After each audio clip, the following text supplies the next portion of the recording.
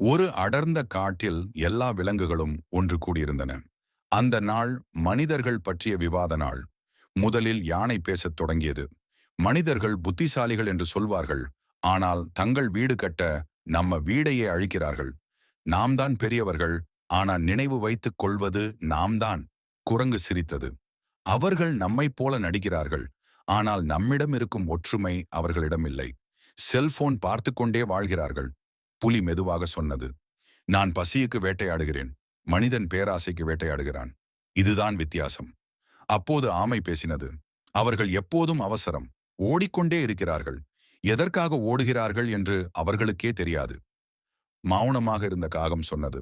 மனிதர்கள் நல்லவர்களாகவும் இருக்கிறார்கள். மரம் நடுவார்கள், நம்மை காப்பாற்றுவார்கள். ஆனால் அந்த நல்லவர்கள் குறைவாக இருக்கிறார்கள். எல்லா விலங்குகளும் அமைதியானது. அப்பொழுது மூத்த மான் சொன்னது, மனிதர்கள் நம்மைப் போல இயற்கையை நேசிக்க கற்றுக்கொண்டால் இந்த உலகம் எல்லோருக்கும் சொர்க்கமாகும்.